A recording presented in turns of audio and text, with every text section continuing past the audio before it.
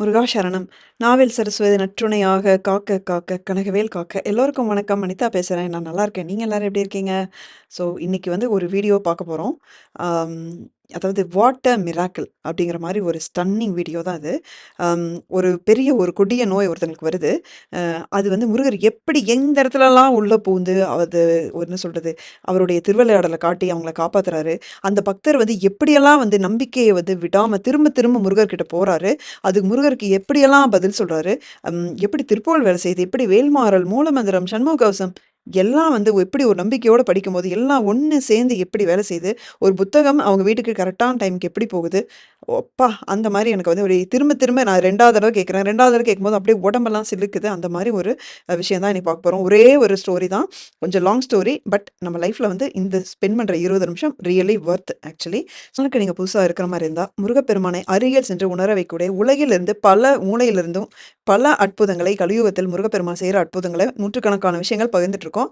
உங்களுடைய நம்பிக்கையை மேலும் மேலும் அதிகப்படுத்தும் பல சம்பவங்கள் பார்த்துருக்கோம். எங்களோட இணைஞ்சுக்கோங்க. சேனலுக்கு சப்ஸ்கிரைப் பண்ணிக்கோங்க. வீடியோக்கு ஒரு லைக் போட்டுக்கலாம். அதே மாரி ஸ்க்ரீன்ல நான் வந்து அடுத்தடுத்து காட்டுற திருப்புகழ் புத்தகம், வேல்மாறல் புத்தகம், வேல்மாறல் அப்படின்ற எத்தன பெரிய புத்தகத்தோட கன்டென்ட் எல்லாமே காட்டியிருக்கேன். பிகினிங்ல காட்டுன ரம்யா சிஸ்டரோட நம்பருக்கு நீங்க வாட்ஸ்அப் பண்ணி புக் நீங்க ஆர்டர் பண்ணிக்கலாம். இப்ப சகோதரியோட வாய்ஸ் நான் ப்ளே பண்றேன். அதுக்கப்புறம் வந்து இதுல நான் என்னலாம் உணர்ந்தேன் அப்படிங்கிறத கடைசியா வீடியோ முடிவுல சொல்றேன். என்னன்னு பார்த்தீங்கன்னா, என் லைஃப்ல இப்போ சமீப காலமா ஒரு பெரிய மிராக்கிள் நடந்துச்சு. எனக்கு உங்ககிட்ட சொல்லணும், மனச விட்டு பேசணும் அப்படின்னு ரொம்ப ஆசை. ஏன்னா, அதுக்குண்டான சூழ்நிலை இன்னைக்குமே அமையல. அ இன்னைக்கு அமைஞ்சதுன்னு நான் சந்தோஷப்பட்டுக்கிறேன்.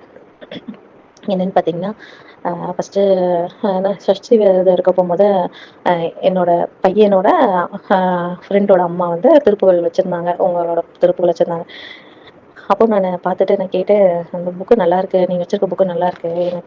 எனக்கும் இது வாங்கி குடுங்கக்கா" அப்படின்னு சொல்லியிருந்தேன். இப்ப நீங்க சரி நான் வாங்கி தரேங்க அப்படின்னு சொல்லிட்டு இது பண்ணாங்க. சஷ்டி விரதம் போகும்போதே வந்துருச்சு புக்கு இதாயிடுச்சு. அப்ப என்கிட்ட வந்து வாங்கிட்டு போங்கன்னு சொன்னாங்க. கொண்டாந்து தரேன்னாங்க. அப்புறம் நான் போயிருந்த போகும்போது நான் எடுத்துட்டு வந்துட்டேன். புக் வந்து எடுத்துட்டு வந்துட்டேன். புக்க வாங்கிட்டு வந்துட்டு எனக்கு அப்ப அந்த புக்கோட வேல்யூ வந்து எனக்கு அப்போ வந்து தெரியல. இந்த அளவுக்கெல்லாம் இருக்குமா? அப்படிங்கிறதெல்லாம் எனக்கு தெரியல. நான் வாங்கிட்டு வந்து வச்சிருந்தேன். ரொம்ப பெருசாவும் நான் ஈடுபாடோட படிக்கவும் இல்ல. புக்க வாங்கிட்டு வந்து வீட்ல தான் வச்சிருந்தேன். அப்போ வச்சிருந்த போம்போது வச்சிருந்தேன். ஆஸ் யூசுவலா சஷ்டி விரதம் இருந்தேன். எப்பயும் போல இருந்தேன். ஆ அப்புறம் கொஞ்ச நாள் கழிச்சு பார்த்தீங்கன்னா, அப்பாவுக்கு நாக்குல சின்னதா ஒரு புண்ணு வந்தது. அப்புறம் கொஞ்ச நாளா அது ஆறவே இல்ல. கோயம்புத்தூர்ல தான் ட்ரீட்மெண்ட் பார்த்தோம். ஆறவே இல்ல. அப்புறம் டெஸ்ட் பார்க்கும்போது நீங்க வந்து பார்த்துட்டு சொன்னாங்க, "இது வந்து கேன்சர் மாரி இருக்கு. நீங்க எங்க பார்க்கணுமோ பாருங்க" அப்படின்னு சொல்லிட்டாங்க. சரி இது நான் பாண்டிச்சேரியில ஜிப்மர் ஹாஸ்பிட்டல்ல பார்ப்போம் அப்படின்னு சொல்லிட்டு ஹஸ்பண்ட் சொன்னாங்க. சரி கூட்டிட்டு போய் பார்த்துருவோம். அங்க போய் எடுத்து பார்த்தோன்னே கன்ஃபார்ம் பண்ணிட்டாங்க. 10 டேஸ் கழிச்சு வர சொன்னாங்க. கன்ஃபார்ம் பண்ணிட்டாங்க.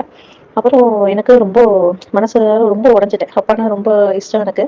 எனக்கு ரொம்ப அ மனசெல்லாம் உடைஞ்சு ரொம்ப டிப்ரஷன்ல போன மாரி இருந்துச்சு. அப்போ நான் என்ன பண்ணேன்னா ஆ கோயிலுக்கு போயிருந்தேன். கோயிலுக்கு போயிருந்த போம்போது தான் ரிசல்ட் ஃபர்ஸ்ட்டு பயாப்ஸி எடுத்துட்டு வந்துட்டாங்க. அப்புறம் 10 டேஸ் கழிச்சு வர சொல்லியிருந்தாங்க. அப்ப நான் கோயில்ல இருக்கேன். கோயில்ல இருந்துட்டு சாமி முருகரோட மந்திரம் தான் படிச்சுட்டு இருந்தேன். படிச்சுட்டு போகும்போது ரிசல்ட் வந்துருச்சு. இந்த மாரின்னு சொன்னோனே எனக்கு கோயில்லருந்து என்ன பண்றதுன்னே தெரியல.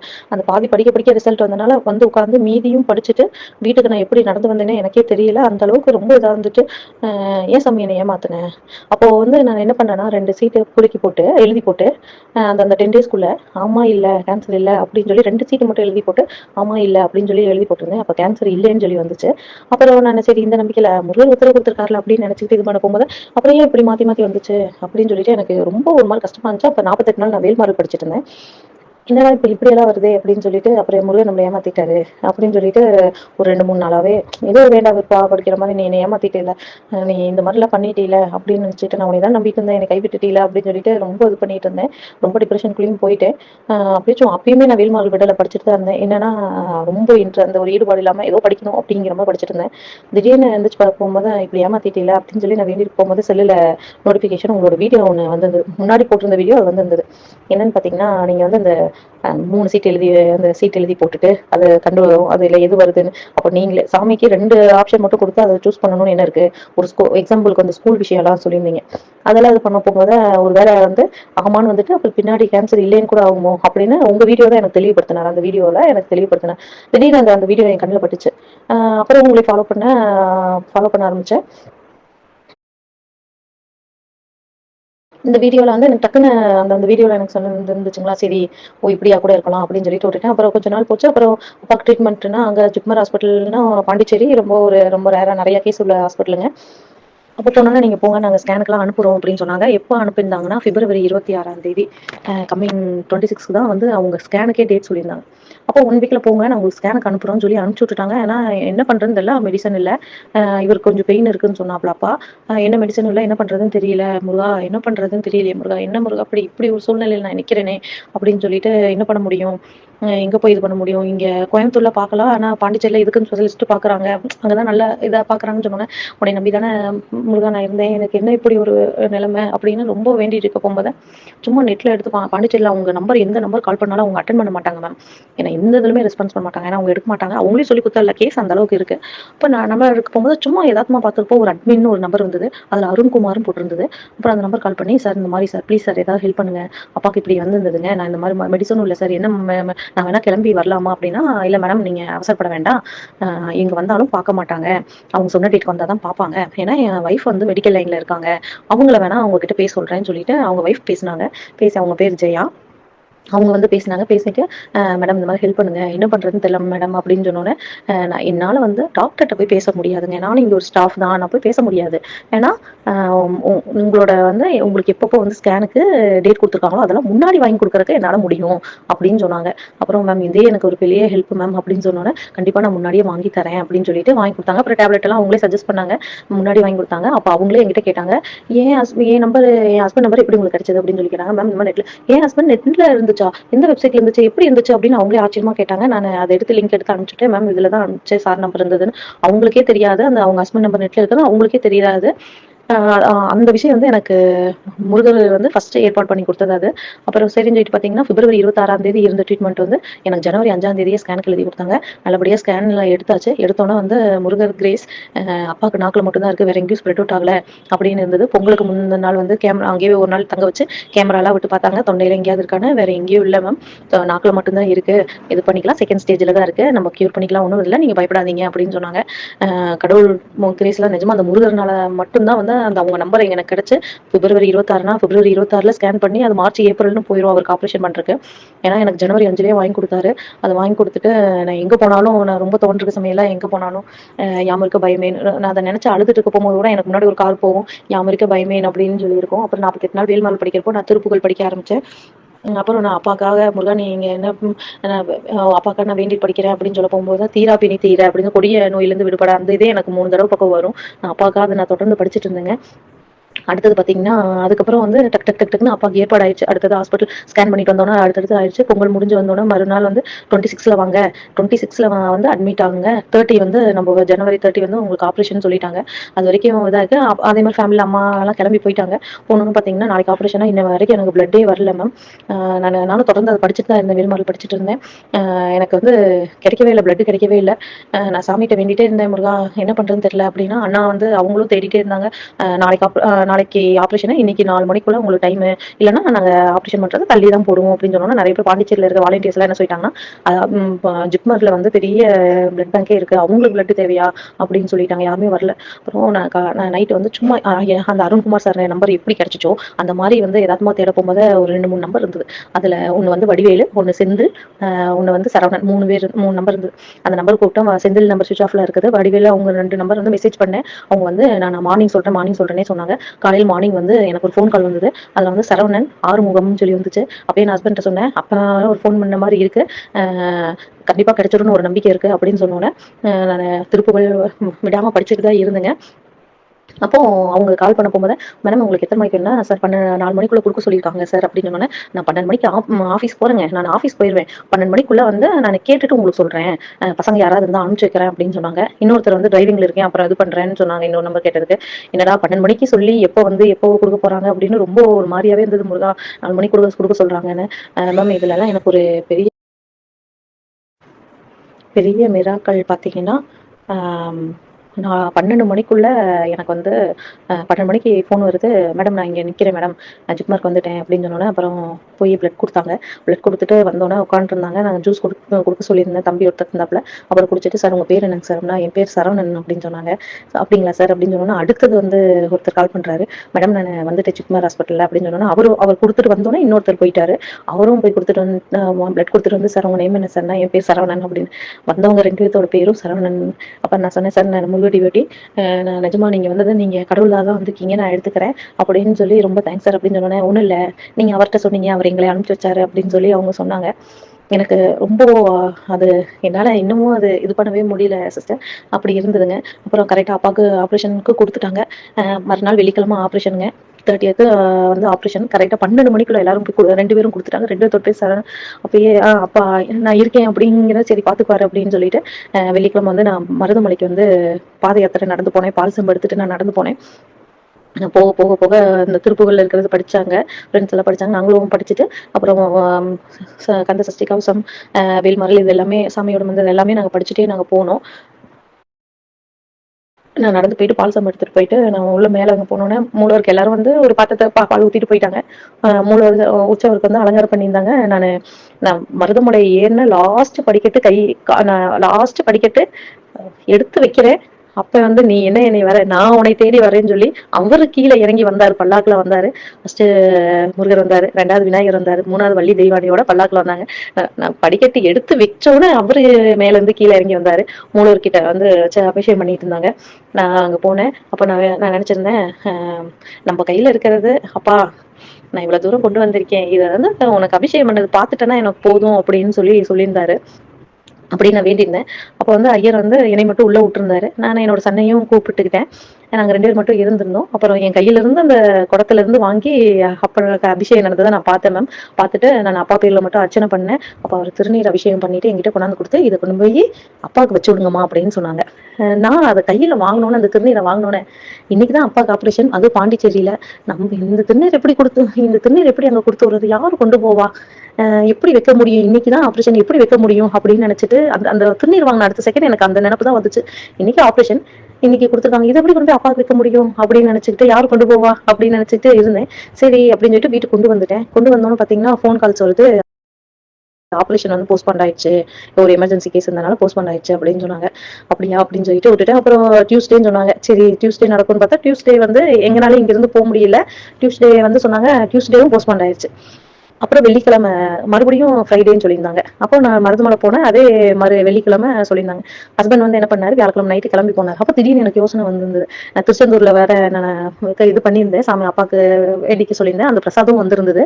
அப்போ அந்த பன்னீர் விலை விபூதியும் இந்த திருநீரையும் மடிச்சு திடீர்னு யோசனை தான் வந்துச்சு. அப்புறம் நான் மடிச்சேன். "இதை கொண்டு போய் எங்க அப்பாவுக்கு வச்சு விட்டுருங்க மறக்காமன்னு" சொல்லி நான் கொடுத்து விட்டுட்டேன் ஹஸ்பண்ட் கிட்ட. என் ஹஸ்பண்ட் வந்து கிளம்பி போனோன்னே போய் 5 நிமிஷத்துல உள்ள உள்ள கூட்டிட்டு போறாங்க. ஒரு 5 நிமிஷம் லேட் ஆயிருந்துச்சுன்னா உள்ள போய் கூட்டிட்டு போயிருப்பாங்க. அதுக்கு முன்னாடி போனோன்னா அம்மாட்டையும் நான் கால் பண்ணி சொல்லிட்டேன். எல்லாம் ரெடியா திருநீர் மட்டும் வச்சு விட்டுருங்க அப்படின்னு சொல்லியிருந்தேன். அதே மாதிரி கொண்டு போய் வச்ச விட்டு 5 நிமிஷத்துல கூட்டிட்டு போயிட்டாங்க. அப்ப அப்பா சொல்லியிருக்காங்க, "அதான் கொண்டு போனோம்னு அழைச்சிருவாங்க. இது எதுக்கு திருநீர் வச்சு விடுற" அப்படின்னு சொல்லியிருக்காங்க. அதுக்கு அம்மா சொல்லியிருக்காங்க, "பரவாயில்ல இருக்கட்டும்னு" சொல்லிட்டு அந்த திருநீர் வச்சு விட்டாங்க மேம். ஆப்ரேஷன் நல்லபடியா முடிஞ்சது. அப்பா நல்லா இருக்காரு. ஐசியூக்கு வந்துட்டாரு. அப்ப ஹஸ்பண்ட் சொன்னாரு, "ஐசியூல வந்தும் கூட அந்த திருநீர் இருந்துச்சுப்பா" அப்படின்னு சொல்லியிருந்தாரு. அப்பா நேத்து நைட்டு தான் மேம் இதுல ஐசியூல இருந்து நார்மல் வார்டுக்கு மாத்திருக்காங்க. இப்போ ஓகே நல்லா இருக்காரு. கொஞ்சம் பெயின் மட்டும் இருக்குன்னு சொல்லியிருக்காங்க. நல்லா இருக்கே பியூரா குணப்படுத்திட்டாங்க. ஒரு 3 பல்லு மட்டும் எடுத்திருக்காங்க. அந்த இடம் மட்டும் பெயினா இருக்குன்னு சொல்றாங்க. ஆ இந்த மிராக்கிள்லாம் எப்படி நடந்துச்சு அப்படின்னா, எனக்கே ரொம்ப ஷாக்கா இருந்தது. அது மாரி பார்த்தீங்கன்னா, எனக்கு அந்த புக் வந்தோனே நான் ஒரு 11 பேத்துக்கு வாங்கி குடுப்போம்னு சொல்லி திருப்புகழ் நான் வாங்கி குடுத்தேன். வாங்கி வந்தோனே ஒரு பொண்ணு நம்ம வீட்டு பக்கத்துல இருக்காங்க. அவங்க வந்து அவங்களும் வேல்மாறல் படிச்சுட்டு இருந்தாங்க. என்னன்னா, எனக்கு லீஸ்க்கு ஹவுஸ் கிடைச்சா பரவால்ல. சிங்கிள் பேரண்ட் அவங்க. லீஸ்க்கு ஹவுஸ் கிடைச்சா பரவாயில்லன்னு பார்த்துட்டு இருந்தாங்க. அவங்க அத படிச்சுட்டு இருந்தாங்க. அவங்க எந்த வீடு கேட்டு படிச்சுட்டு இருந்தாங்க. எந்த வீட்டுக்கு போகணும் அப்படின்னு நினைச்சு படிச்சுட்டு இருந்தாங்களோ, எனக்கு வந்து அந்த புக் வந்து ரிசீவ் ஆகுது. நான் நினைச்சிட்டு இருந்தேன், நான் ஹோட்டல் பிசினஸ் ரெஸ்டாரண்ட் வச்சிருக்கேன் மேம். நான் கடையில இருப்போம்னு நினைச்சேன். அந்த பார்சல் நம்ம கையிலேயே வாங்கினா நல்லா இருக்குமே அப்படின்னு நினைச்சிட்டு இருந்தேன். அதே மாதிரி நம்ம கடையில இருந்து வந்தோடனேயே கொரியர் வந்துச்சு. அதை வாங்கி கொண்டாந்து சாமி கிட்ட வச்சு அந்த பார்சல வச்சுட்டு போய் அப்படியே வீட்ல போய் ரெஸ்ட் எடுக்கலாம்னு போனேன். அதுக்குள்ளேயும் அந்த ஹவுஸ் ஓனர் நம்மளுக்கு தெரிஞ்ச ஃப்ரெண்டு தான். அவங்க ஃபோன் பண்ணி, "அந்த வீட்ட எடுத்துக்க சொல்லுங்கப்பா அந்த பொண்ண" அப்படின்னு சொன்னாங்க. அந்த அந்த புக் வந்தோனே அந்த வந்து வச்சுட்டு போய் உட்கார்ந்தோனே அந்த கால்ஸ் வந்துச்சு.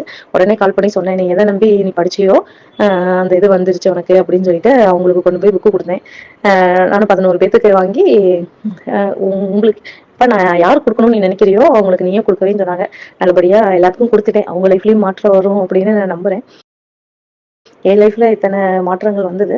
இத நான் உங்ககிட்ட ரொம்ப ஷேர் பண்ணணும். எந்த ஒரு விஷயமுமே நீங்க சொன்ன மாரி என்ன எனக்கு இருந்துச்சுன்னா, ஃபர்ஸ்ட் இதே உங்களோட ஒரு வீடியோஸ் எனக்கு என்ன இதுன்னா, நம்மளே சாமிகிட்ட இந்த பூ கட்டி பாக்குறது, இது பாக்குறது அப்படின்னா, சாமி 2 விஷயம் நம்ம நெனச்சு போடுறோம். அது 3வதா ஒண்ணு கூட நடக்கலாம். அப்படிங்கிறத புரிய வச்சதே உங்க வீடியோஸ்னால தான் மேம். என்னன்னா, நீங்க என்ன மனசுல நெனைக்கிறோமோ, அத தெளிவா நீங்க அத சொல்றப்போ ரொம்ப டிப்ரஷன்ல இருந்த எனக்கே, இதனால தான் அப்படின்னு சொல்லி எனக்கே ஒரு மோட்டிவேஷனா இருந்துச்சு. ஓ! இதனால தானா? அப்போ நம்ம இது பண்ணப்போ உங்க வீடியோஸ் மூலியமா எனக்கு ஒரு பாடத்த கத்துக் குடுத்தாரு. அப்ப 3வதா ஒரு விஷயம் நடக்கும்னு அவர் எப்படி சொல்லுவாருன்னு நீங்க கேட்டிருந்தீங்க. அதுதான் உண்மை. கேன்சர் ஆமா. கேன்சர் இல்லைன்னு சொல்லி நான் போட்டேன். கேன்சர் வந்துட்டு அப்புறம் இல்லாம போறக்கும் இருக்கும் இல்லையா? அத எப்படி அவர் சொல்ல வரும்? ஏன்னா அது குணமாயிடும், இல்லாம போயிடும்ங்கிறத அவர் எப்படி சொல்லுவாரு? அப்படிங்கிற மாரி எனக்கு ஒரு அ ஒரு ஒரு யோசனை வந்ததே வந்து உங்க வீடியோஸ் மூலியமா தான். ம். Thank you ma'am. நானு ரொம்ப பேசுனேன்னு நெனைக்கிறேன். மனசுல இருக்க உங்ககிட்ட சொல்லணும். அப்ப ஆப்ரேஷனுக்கு முன்னாடியே நீங்க என்னோட வீடியோ பார்த்துருந்தோம். அப்ப ஆப்ரேஷனுக்கு முன்னாடி நீங்க என்னோட வீடியோ பாக்க நான் போட்ட மெசேஜ் பாத்துற மாட்டீங்களா? அப்படின்னு சொல்லி எனக்கு ரொம்ப ஒரு இதாவே இருந்துச்சு. ஆப்ரேஷன் முடிஞ்சதுக்கப்புறம் உங்ககிட்ட இத நான் சொல்லணும்னு இருந்திருக்கும் போல. Thank you so much ma'am. நீங்க ரிப்ளை பண்ணதுக்கே ரொம்ப தேங்க்ஸ் மேம். இன்னும் உங்களோட நெறைய வீடியோஸ் நாங்க எதிர்பார்த்துட்டு இருக்கோம். இன்னும் நல்லா பண்ணணும். அப்படி மோஸ்ட்லி முக்கியமான இத சொல்ல மறந்துட்டேன். இந்த இதுல மிராக்கிள்ல வந்து பாத்தீங்கன்னா, திருப்புகழ்ல மூலமந்திரம். மூலமந்திரம் நான் படிச்சுட்டு இருந்தேன் மேம். மூலமந்திரம் நீங்க சொல்ற போல மூலமந்திரம் படிச்சுட்டு இருந்தேன். அதோட மிராக்கிள் தான் இதெல்லாம். முக்கியமா திருப்புகழ், வேல்மாறல் 48 நாள் நல்லபடியா படிச்சு முடிச்சேன். அது போக நீங்க சொன்ன மூலமந்திரம். இது மூலியமா தான் அப்ப எனக்கு பண்ண நெறைய விஷயங்கள் வந்து எனக்கு அவ்வளோ ஒரு இதா இருந்தது. உங்க வீடியோஸ பார்த்தா சரி நம்ம சாய்பாபா கோயில் நான் சாய்பாபா காலனில தான் இருக்கேன் கோயம்புத்தூர்ல. அப்ப சாய்பாபா கோயில்ல போனேன். என்னோட மிராக்கள்லாம் கேட்டுட்டு, அந்த கோயில்ல கல்யாண சுப்பிரமணியன் இருப்பாரு சாய்பாபா கோயில்ல. அங்க வந்து அங்க இருந்த அர்ச்சகரு, நான் இத சொன்னதெல்லாம் கேட்டு அவ்ளோ அழுதாரு மேம் எனக்கு. அவரு அழுதது இன்னும் என் கண்ண விட்டு போகல.